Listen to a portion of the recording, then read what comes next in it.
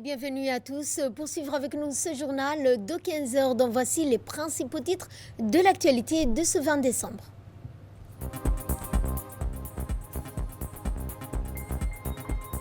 Clôture du colloque international sur les archives djiboutiennes.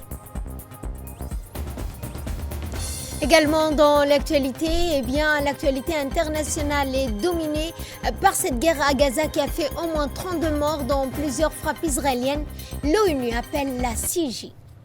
Bonjour à tous et nous entamons ce journal par la clôture du colloque international sur les archives djiboutiennes.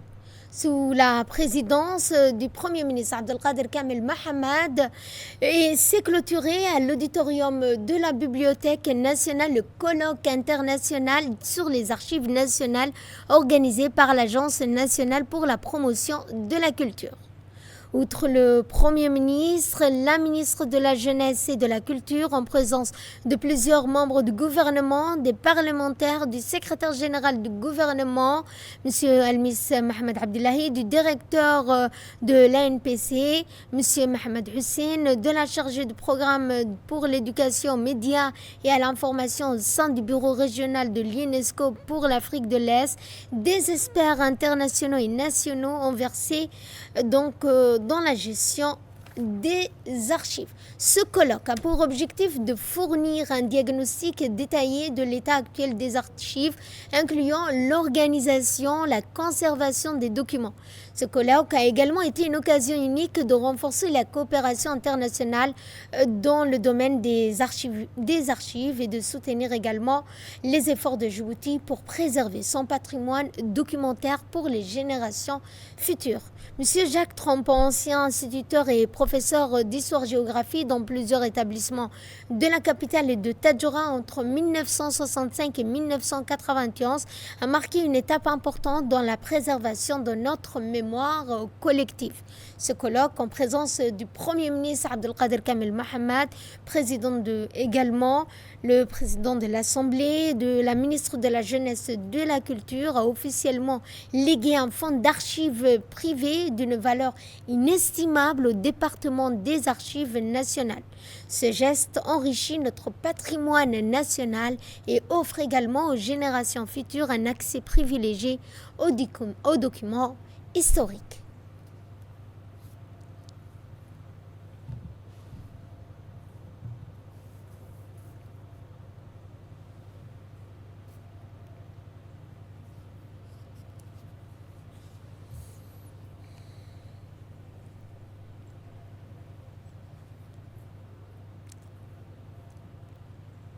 Je remercie Monsieur le Premier ministre d'être venu voir les documents que j'ai transférés jusqu'à Djibouti. En réalité, c'était mes documents de travail comme professeur d'histoire et de géographie à l'école normale. Et on a commencé évidemment en 1977. Et là, il n'y avait pas d'ordinateur, il n'y avait pas Internet.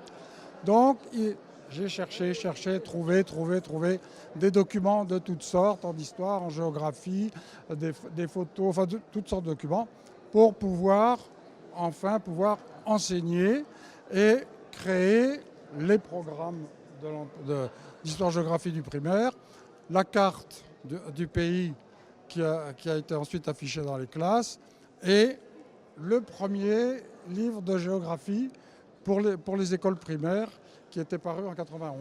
Voilà. Et puis maintenant, pour moi, c'est magnifique de voir que tout ça qui était destiné à mes élèves, maintenant reviennent aux enfants de mes élèves, à leurs petits-enfants même.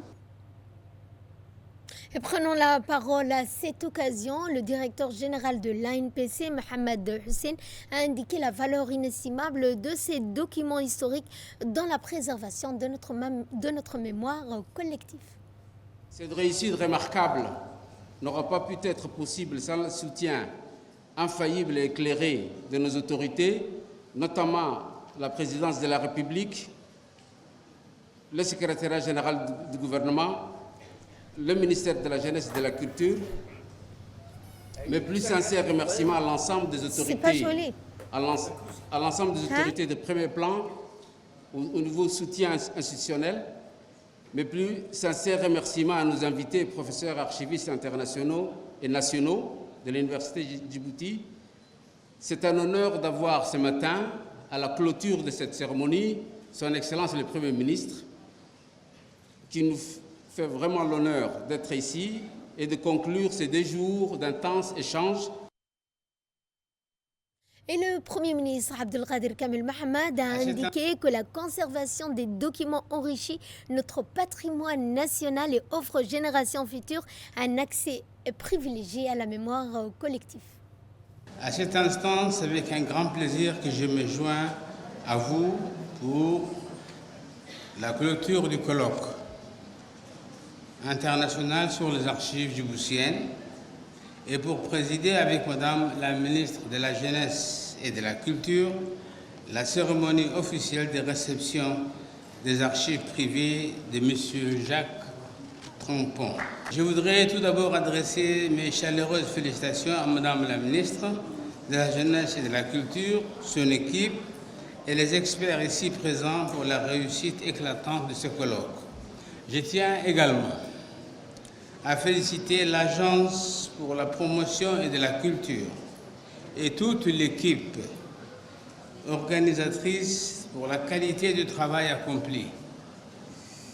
En rassemblant des experts, des archivistes, des historiens autour des enjeux des archives djiboutiennes, ce colloque marque un tournant dans notre réflexion collective sur la préservation et la valorisation de notre mémoire nationale. Mesdames et messieurs, les archives ne sont pas des simples documents. Elles sont les témoins de notre histoire commune, les gardiennes de notre identité et un pilier essentiel pour la bonne gouvernance. Leur préservation et leur gestion rigoureuse sont des devoirs auxquels nous devons tous nous attacher, surtout à l'heure de la digitalisation et modernisation de notre administration. C'est dans cet esprit que je souhaite saluer tout particulièrement la présidence de la République, l'Assemblée nationale et la Poste de Djibouti qui ont montré l'exemple en procédant au versement de leurs archives définitives aux archives nationales. Je les félicite pour cet acte de responsabilité et exemplarité. Inauguration du laboratoire de chimie à l'université de Djibouti. Ce laboratoire, entièrement donc équipé grâce à l'appui technique de la JICA, s'inscrit dans le cadre du projet intitulé Méthode innovante et durable d'utilisation de l'eau pour l'évaluation du potentiel d'écologisation en République de Djibouti. Explication. L'Université de Djibouti a accueilli hier une cérémonie marquante avec l'inauguration officielle du ministre de l'Enseignement supérieur de la Recherche, Dr Nabil Mohamed Ahmed, et l'ambassadeur du Japon à Djibouti, du nouveau laboratoire de chimie pluridisciplinaire, fruit d'une coopération scientifique entre le programme StarTrips et l'agence japonaise de coopération internationale. Ces laboratoires entièrement équipés grâce à l'appui technique et financier de la JICA s'inscrivent dans le cadre du projet intitulé Méthode innovante et durable d'utilisation de l'eau pour l'évaluation du potentiel écologisation en République de Djibouti. Ces projets visent à promouvoir des solutions scientifiques pour une gestion durable des ressources en eau dans le pays, contribuant ainsi à la lutte contre la désertification et l'amélioration de l'environnement. Le laboratoire permettra de mener des recherches approfondies sur l'utilisation durable de l'eau, un enjeu crucial pour Djibouti, tout en offrant aux étudiants-chercheurs un espace moderne pour leurs travaux. Les équipements de pointe mis à disposition favorisant également des collaborations internationales dans divers domaines scientifiques. La JICA, par l'intermédiaire de ce projet, réaffirme son engagement à soutenir le développement durable à travers des initiatives innovantes en matière de recherche scientifique. Ce nouveau laboratoire représente une étape prometteuse pour le renforcement des capacités locales et l'intégration de Djibouti dans les efforts mondiaux pour la durabilité environnementale. Et nous avons le projet de StarTrips qui est fournir les équipements et en même temps, en coopération technique Donc, grâce à l'engagement de l'Université de Djibouti, le président Jama, et aussi l'engagement de l'Université d'agriculture de Tokyo, nous sommes en train d'exécuter le projet. Et puis, en tant que la JICA, nous voudrions continuer notre effort pour renforcer l'amitié entre Djibouti et Japon. J'aimerais remercier le gouvernement japonais par l'intermédiaire de la JICA qui nous a dotés des appareils de recherche avec une collaboration qu'on a avec l'Université de Tokyo d'agriculture dans le cadre du projet SATREP. Je remercie aussi mes collègues japonais de nous avoir aussi permis de concrétiser cette recherche qui ne s'arrête pas mais qui va continuer. Et je remercie aussi tous mes collègues, chercheurs-chercheuses de l'Université de Djibouti. Et suivant cette fois ces deux interventions respectives, celle du président de l'Université de Djibouti, suivie de l'ambassadeur du Japon à Djibouti. Un grand honneur aujourd'hui, Monsieur le ministre, de vous avoir ici pour l'inauguration du laboratoire de chimie. Ce laboratoire est le fruit d'une longue collaboration entre l'Université d'agriculture de Tokyo et les collègues du laboratoire de chimie de l'Université de Djibouti. Dans le cadre de ce projet SASTREP qui a été piloté par la JICA, et je souhaiterais ici en votre présence remercier le dynamisme de son directeur qui nous a permis d'avoir un certain nombre d'équipements qui permettent aujourd'hui de faire de recherches sur le terrain à Djibouti, que ce soit dans les mangroves ou dans d'autres milieux comme l'Akabe, et de pouvoir faire une recherche djiboutienne par des collègues djiboutiens de l'Université de Djibouti qui ont été formés aussi au Japon et qui ont pu aussi bénéficier de formations à l'Université d'agriculture de Tokyo. Pratiquement tous ont fait un séjour de perfectionnement dans les laboratoires japonais et ça, c'est une bonne chose. On aura 8 étudiants de licence qui vont faire une semaine d'immersion dans le musée botanique de Tokyo pour découvrir. Et donc, c'est une nouvelle étape et on souhaiterait pouvoir continuer cette coopération avec le Japon qui aujourd'hui, vous voyez le premier fruit. Et ça, c'est aussi, Monsieur le ministre, grâce à votre soutien permanent au développement de la recherche à l'Université de Djibouti. Et nous vous en vraiment remercions et nous vous en sommes reconnaissants. Merci beaucoup. Je suis très heureux de voir les collègues djiboutiens travailler sérieusement avec le matériel qui a été offert par le Japon. Et je voudrais suivre la recherche de très près pour voir l'évolution de la recherche et les études. Et je voudrais que votre recherche, étude aboutisse à un résultat concret pour assurer la sécurité alimentaire dans ce pays. Le ministre de l'Enseignement supérieur, Dr Nabil Mohamed, a notamment indiqué que ces méthodes innovantes et durables d'utilisation de l'eau visent à promouvoir des solutions scientifiques pour une gestion durable des ressources en eau dans toute l'étendue du territoire régional. Qu'elle progresse et que cette jeunesse est attachée à son université et ce qu'elle apprend dans cette université. Monsieur l'ambassadeur, je voudrais vous remercier et remercier le gouvernement japonais pour l'appui de ce laboratoire. Pour moi, en tant que chercheur et ministre de l'enseignement supérieur, ça crée en moi de l'émotion, mais également une stimulation par rapport à des enjeux en République de Djibouti. Nous avons parlé bien sûr des enjeux environnementaux, des enjeux de sécurité alimentaire et des enjeux socio-économiques. Le travail qui est effectué ici par les jeunes, que je salue, sous la présidence du président de l'université, Dr Jama, illustre en tout cas, et ses doyens, illustre toute la motivation dans le cadre de ces trois éléments, de ces trois domaines que j'ai cités. Vraiment l'engouement des jeunes chercheurs que j'ai vus, leur passion, nous encourage à mieux encadrer cette recherche, à l'accompagner. Et les équipements aujourd'hui, j'invite en tout cas mes compatriotes, ces jeunes, et je sais que le président de l'université veillera à ce que ce matériel soit utilisé à bon escient et qu'il puisse produire des publications qui puissent impacter la population. On nous dit souvent, vous faites de la recherche, mais quel est l'impact sur la population?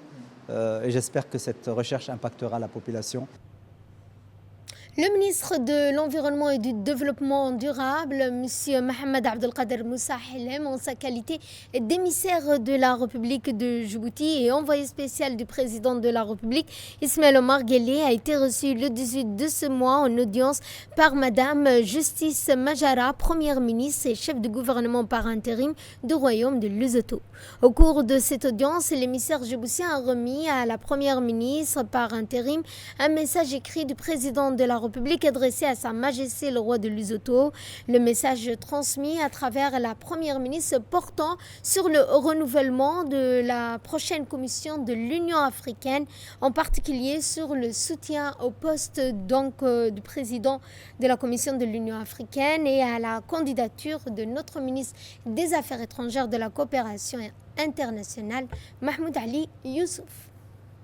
Retour à Djibouti avec cet atelier sur la stratégie nationale pour l'abandon des mutilations génitales féminines, un engagement collectif pour un avenir sans violence.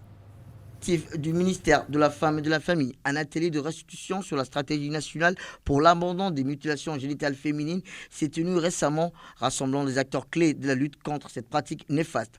L'événement a réuni des représentants de la police nationale, de la gendarmerie, des membres du ministère de la Femme et de la Famille, ainsi que des délégués de l'UNICEF. La secrétaire générale du ministère de la Femme et de la Famille a ouvert les travaux en soulignant l'importance cruciale de cet atelier dans la mise en œuvre des politiques nationales pour protéger les filles et les femmes. Ainsi, l'atelier a permis d'évaluer les progrès réalisés depuis l'adoption de la stratégie nationale tout en identifiant les défis persistants.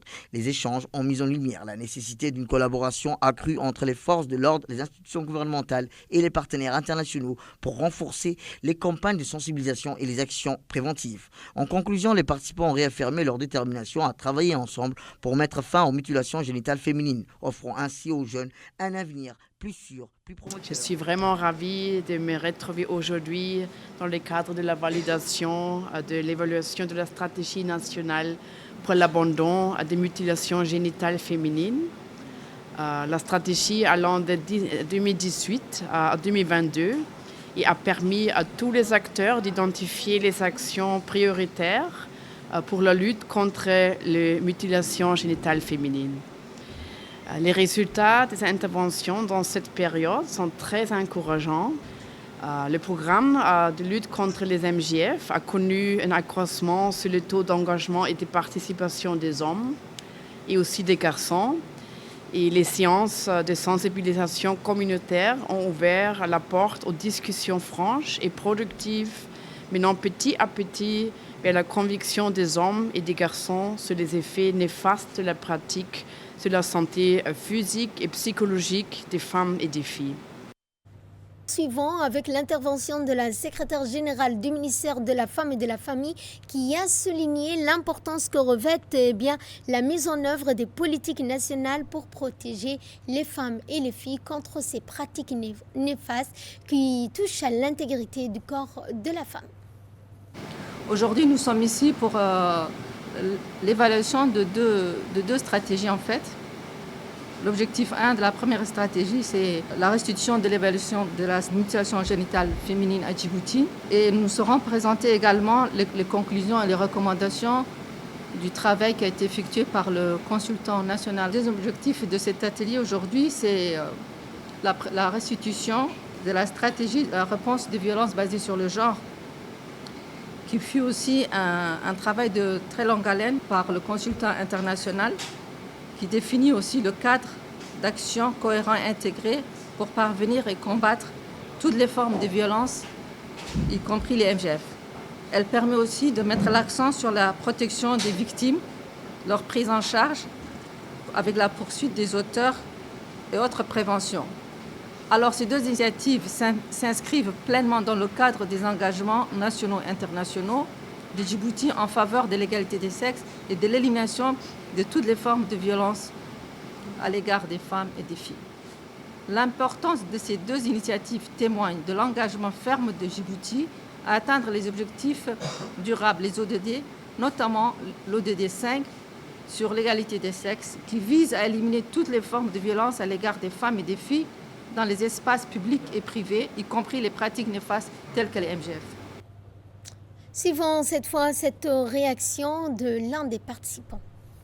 Aujourd'hui, on est réunis ici à l'hôtel Aïla pour que je puisse présenter les résultats de l'évaluation de la stratégie nationale contre la mutilation génitale. Donc, avec cette stratégie qui a été financée par l'UNICEF et mise en œuvre par le ministère des Femmes et Familles. Donc, avec les parties prenantes, j'ai pu présenter les différents résultats que j'ai mis en place et j'ai pu énoncer aussi, proposer des différentes recommandations pour qu'on puisse prendre en compte dans la nouvelle stratégie qui sera rédigée bientôt. Donc, dans ce cas, la présentation s'est bien passée et les parties prenantes ont pu apprécier le travail qu'on a pu fournir avec l'équipe de l'UNICEF et l'équipe du ministère de la Femme et de la Famille. Et j'ai pu présenter aussi les différentes étapes, la méthodologie, les différents outils de collecte, l'analyse des données, les résultats et les différentes recommandations qui sont issues de l'analyse que j'ai pu faire. Également dans l'actualité, il y a cette cérémonie de clôture d'une formation pour 40 agents, notamment des forces de la garde-côte djiboutienne et 7 agents du port sécure de Djibouti. En effet, dans la journée de jeudi 19 décembre, le colonel Waïs Omar Bourré, commandant de la garde-côte, a eu l'honneur d'accueillir des invités de marque, dont le directeur général du DMP PDSA, M. Jama'a Ibrahim Darar, ainsi que de M. Mahmoud Abdiwael, directeur du port sécure de Djibouti. La série de formations spécifiques au métier de la mer qui se clôturait avec cette cérémonie étaient les suivantes. Les formations de navigation destinées à acquérir des notions de base pour le pilotage des embarcations légères et matelotage, formation sur les techniques de transmission de communication radio qui sont vitales pour la liaison avec les équipes de patrouille maritime de la garde-côte durant leur mission en mer. Formation également de base sur le maniement des armements, formation spécifique sur la maintenance des équipements radio dont bénéficient les agents du port Sécours.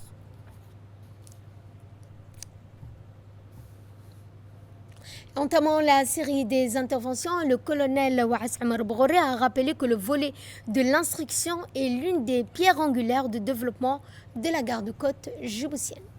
Avec un grand plaisir que je tiens à vous accueillir pour cette cérémonie de clôture dédiée à la formation d'une série de formations dont ont profité les personnels de la garde-côte djiboutienne et des personnels de sécurité du port de Djibouti. Je vous remercie de nous honorer votre présence avec nous ce matin. Notre institution poursuit sans relâche son objectif de se doter d'un programme d'instruction performant, autonome et de qualité avant de renforcer en continu les aptitudes des personnels et leur permettre d'exécuter leur mission dans les meilleures conditions. Il est important de souligner que ces formations ont été totalement accomplies en interne par les instructeurs de la garde-côte djiboutienne. La formation dont nous célébrons ce matin en votre compagnie aujourd'hui sont les suivants. En premier lieu, une formation sur la navigation de base et le météorologie en mer et sur les bateaux, la formation au certificat technique élémentaire, les spécialités de transmission et communication radio-marine qui a permis aux stagiaires de se familiariser avec des domaines vitaux pour le bon déroulement des missions qui nous sont confiées. Madame et Messieurs, une formation certificat technique élémentaire et spécialisée armement destinée à l'acquisition des bases sur le maniement des armes à bord de bateaux et celui qui est à terre. Et finalement, une formation certificat technique élémentaire spécialisée maintenance radio dont ont spécifiquement bénéficié les gens de sécurité du port de Djibouti. Le directeur du port Secours Djibouti a quant à lui félicité les agents de son département qui ont finalisé avec succès cette formation et a remercié notamment chaleureusement tous les acteurs engagés dans la réussite de cette formation. Aujourd'hui, nous nous réunissons pour célébrer le travail exceptionnel de 7 agents de Port Secours qui ont participé pour la première fois à une formation d'entretien de la maintenance des radios avec les gardes-côtes djiboutiennes. Et pour cette opportunité, mon colonel, je vous remercie infiniment. Chaque agent ici présent a fait preuve d'un dévouement sans faille et d'un professionnalisme exemplaire et d'une détermination inébranlable. Je voudrais profiter de cette occasion pour remercier en premier lieu les instructeurs qui ont, jour et nuit, préparé un programme pour la formation de nos agents de Port Secours Djibouti.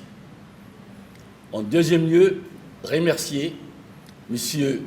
Mohamed Ibrahim Mohamed qui a aussi suivi cette formation du début jusqu'à la fin. Je ne vais pas m'attarder. Je sais que les agents et les militaires et les gardes-côtes qui ont aussi participé à d'autres formations sont impatients de recevoir le certificat. Je ne céderai la parole que dire félicitations à tous les participants et de nouveau merci, mon colonel. Prenons la parole à cette occasion. M. Jama Ibrahim, directeur général du DMP-PDSA, a souligné l'importance des formations dans le cadre du développement des carrières des agents portuaires. La formation est une priorité.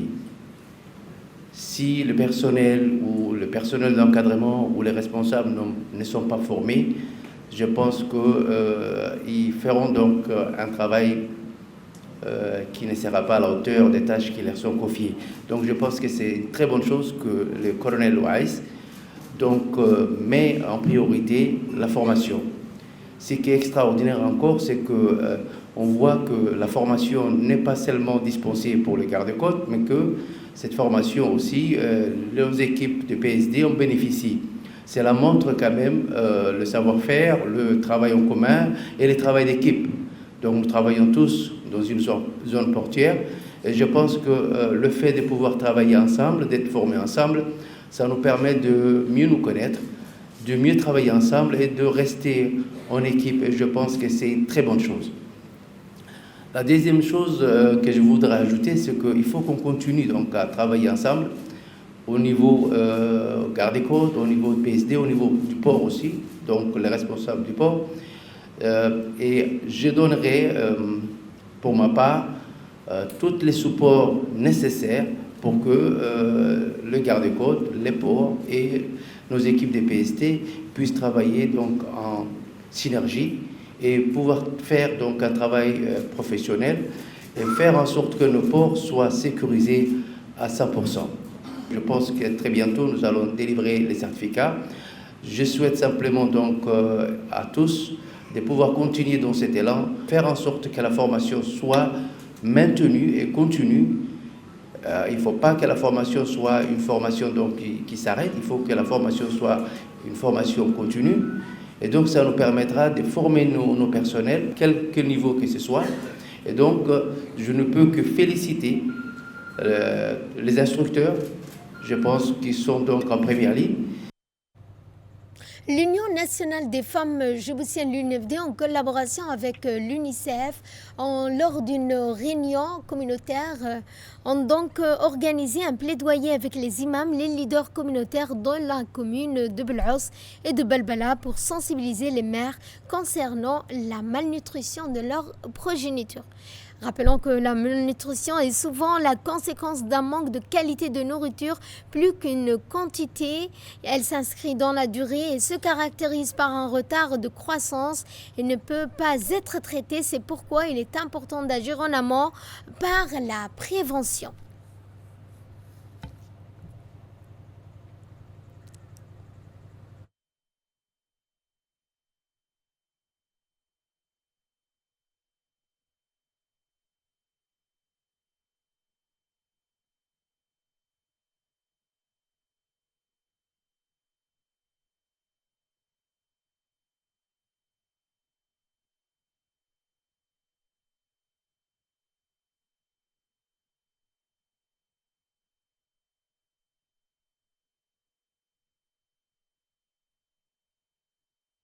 Bok, cette fois, dans le cadre de ses missions régaliennes, le préfet de la région de Bok, M. Moussa Aden Migani, a effectué une visite de travail dans la localité de Halali Dada, accompagné du vice-président du conseil régional de ses principaux collaborateurs.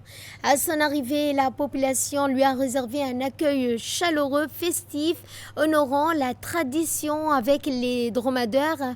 Une rencontre a ensuite eu lieu dans un local communautaire spécialement aménagé pour cette occasion. Le doyen Hamadou Ali, représentant des chefs de village, a ouvert la séance en soulignant que cette visite officielle était la première pour cette voie depuis 1991. Le sous-préfet ainsi que le président du conseil régional ont pris la parole pour remercier la communauté et annoncer l'ordre du jour du préfet.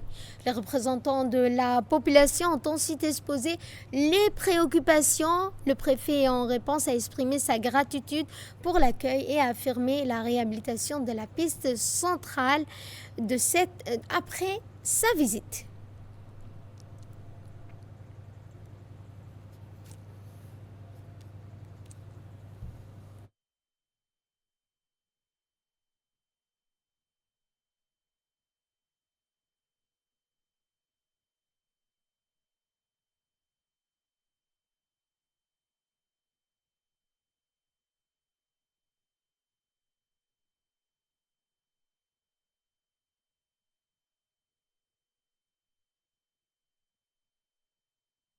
À leur arrivée, le préfet de la région a également remis des lots dans des jerrycans, des mousquetaires pour répondre aux besoins soulevés et annoncer plusieurs projets à venir pour soutenir le développement de cette localité.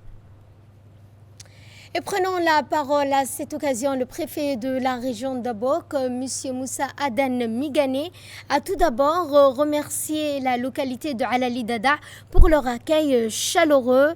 Le représentant, il a également indiqué et affirmé que la réhabilitation de la piste centrale était un préalable de sa visite. Il a promis de poursuivre les efforts et répondre aux besoins de cette population et également de cette localité.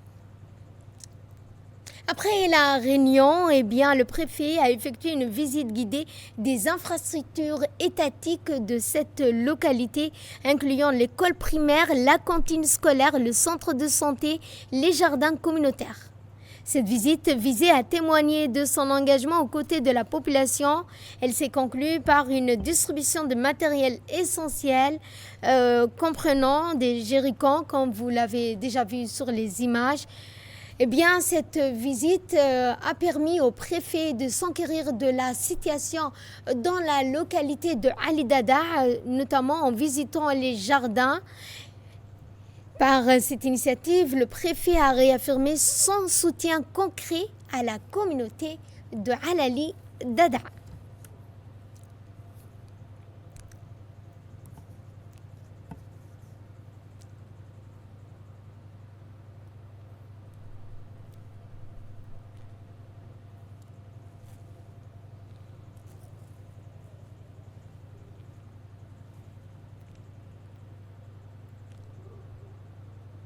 Et de là, nous passons à ce qui domine l'actualité internationale. Je vous le disais dans les titres, à Gaza, au moins 32 morts, dont plusieurs frappes israéliennes. L'ONU interpelle la CIJ, la Cour internationale de justice, de se prononcer sur les obligations humanitaires d'Israël envers les Palestiniens, alors que le gouvernement israélien est accusé d'entraver l'aide à cette population gazaoui. Explication. Les bombardements par l'occupation israélienne des écoles Al-Karama et Shaban dans l'est de la ville de Gaza a fait au moins 13 martyrs, dont des enfants et des femmes. La défense civile a indiqué que 13 autres personnes avaient été tuées dans une frappe aérienne distincte d'Israël sur un groupe de personnes essayant de se ravitailler en eau. L'Assemblée générale des Nations unies a approuvé jeudi une résolution demandant à la Cour internationale de justice de se prononcer sur les obligations humanitaires d'Israël envers les Palestiniens, alors que le gouvernement israélien est accusé d'entraver l'accès à l'aide à Gaza. La résolution soumise par le Norvège a été adoptée à une large majorité. 137 pays ont voté pour, 12 contre et 22 se sont abstenus. Elle demande à la Cour pénale internationale de justice de clarifier ce qu'Israël est tenu de faire pour garantir et faciliter l'acheminement sans entrave de l'approvisionnement indispensable à la survie de la population civile palestinienne. Plus de 45 000 Palestiniens ont été tués dans la campagne militaire israélienne dans le territoire palestinien, en majorité des civils, selon des données du ministère de la Santé jugées fiables par l'ONU. Et en Égypte, le président Abdel Fattah al-Sisi a inauguré au Caire le sommet des 8. Dans son discours, il a également alerté sur les graves conséquences de la guerre menée par Israël à Gaza, ses effets au Liban et les récents événements en Syrie. Samater Saïd. Le président égyptien Abdel Fattah al-Sisi a inauguré au Caire le sommet de l'Organisation de coopération économique, le D8. Dans son discours, il a alerté sur les graves conséquences de la guerre menée par Israël à Gaza, ses effets au Liban et les récents événements en Syrie, affirmant que cette escalade aura des répercussions politiques et économiques mondiales. De son côté, le président turc Recep Tayyip Erdogan a appelé à soutenir le redressement de la Syrie. Le peuple syrien a besoin d'unité, de solidarité et d'une reconstruction rapide, a-t-il déclaré, insistant sur la restauration de l'intégrité territoriale du pays et la coexistence pacifique entre tous ces groupes. Ces déclarations surviennent alors qu'Israël a pris le contrôle d'une partie du sud de la Syrie, près du plateau de Golan, annexé dans le sillage des bouleversements récents. Fondée en 1997, l'organisation D8 réunit 8 membres, le Bangladesh, l'Égypte, l'Indonésie, l'Iran, la Malaisie, le Nigeria, le Pakistan et la Turquie. Et c'est sur ce point que se referme ce journal. Merci à vous de nous avoir suivis. Excellent week-end à toutes et à tous.